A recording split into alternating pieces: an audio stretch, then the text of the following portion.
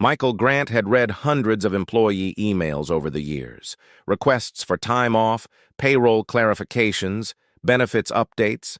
Nothing unusual ever caught his attention. But tonight, one message stopped him cold. It wasn't a complaint. It wasn't even a demand. Just a quiet plea that read, "Would it be possible to take home any leftover meals after my shift?" He stared at the screen. The message came from Sophia Evans, a line cook who had worked for the company for nearly 2 years. No complaints, no absences, always stayed late, always polite. But something about this email felt different. It wasn't about saving money. Michael could sense that. It sounded like someone who needed that food to survive. He leaned back in his chair, frowning. Why would an employee need to ask permission just to take leftovers? Most people would simply grab a meal after hours. Why did she feel she had to put it in writing? Michael wasn't known for sentimentality. As CEO of one of the most successful restaurant chains in the city, his focus had always been profit, efficiency, and growth. But tonight, something about that short message refused to leave his mind. He checked the time, 10:48 p.m. Sophia's shift ended in 12 minutes. Without really thinking, he shut down his laptop, grabbed his coat, and headed for the parking lot. It wasn't planned. It wasn't professional. But something deep inside told him he had to know the truth. From the shadows near the back exit, Michael watched as Sophia wiped down the last counter in the kitchen. Her hair was tied back, her eyes tired but focused. She moved with quiet purpose, the kind of rhythm that only came from years of hard work. A manager handed her a paper bag. She smiled politely, thanked him, and tucked it under her arm. That must have been the leftover food. Sophia untied her apron, folded it neatly, and left through the back door. No car, no ride waiting, just a walk down the street toward the late-night bus stop. Michael hesitated. What was he doing?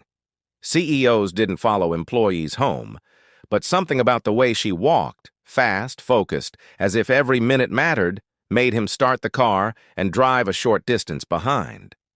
The bus ride took nearly an hour. Michael followed quietly, watching from a distance as city lights faded into dark, quiet streets. Buildings gave way to run-down houses, boarded windows, and broken street lamps. Finally, Sophia pulled the cord and got off near a forgotten trailer park at the edge of town. She walked quickly, her backpack slung over one shoulder, the paper bag clutched tightly in her hand. When she reached a small, dented trailer with peeling paint, she unlocked the door and stepped inside.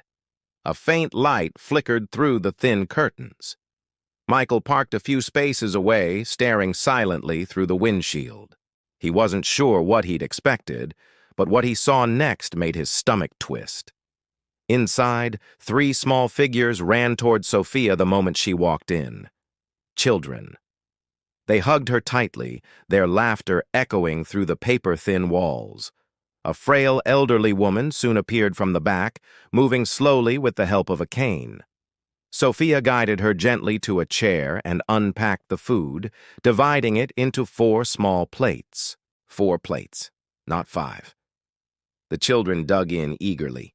The grandmother ate slowly, her hands trembling as she lifted each bite.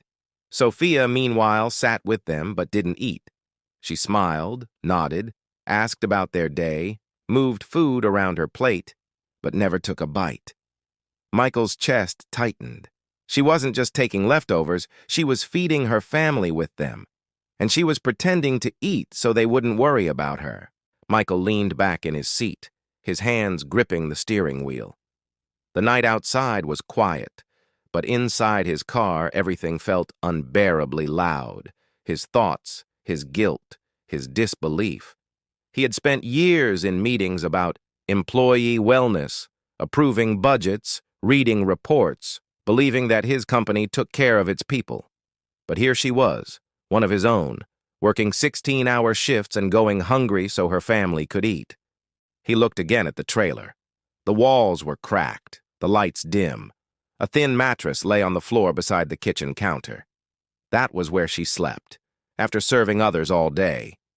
The reality hit him harder than any business failure ever could.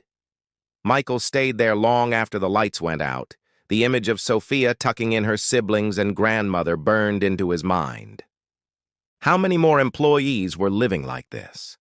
How many others had sent quiet, desperate messages that no one had ever read? He took out his phone and made a call. It rang twice before his head of operations answered, half asleep. "Sir, it's past midnight. Everything okay?" "No," Michael said quietly. "Everything is not okay. We're changing the way this company takes care of its people, starting tomorrow." He hung up before the man could respond. This wasn't a discussion. It was a decision. By sunrise, Michael was already in the office. His team arrived to find him rewriting policies himself. Leftover food, no longer optional. Every unopened meal would be packaged and distributed to employees who needed it, no questions asked. Wages, reassessed and raised to reflect the cost of living. A new program was launched, emergency financial aid for workers facing hardship, and health benefits expanded to cover not just medical care, but also family assistance. The company that once bragged about efficiency would now stand for dignity. When Sophia arrived at work that day, she didn't know anything had changed. She clocked in like usual, tied her apron, and got ready for another long day, until her manager approached with an envelope. Inside was a letter, her raise, permanent, along with a note that read, "No one working this hard should ever go hungry again. Thank you for reminding us what true strength looks like." Tears filled her eyes. For the first time in years, she didn't have to choose between feeding her family and feeding herself. That night, Michael sat alone in his office again. But this time, he wasn't thinking about profits or numbers. He was thinking about people. People like Sophia, who worked tirelessly without complaint. People whose struggles went unseen until someone finally cared enough to look. He realized something that day: leadership isn't about power, it's about responsibility. Sometimes one act of compassion can change not just a person's life, but an entire company's heart. So if you ever have the chance to help someone in silence, don't wait. Do it. Because you never know whose world you might change.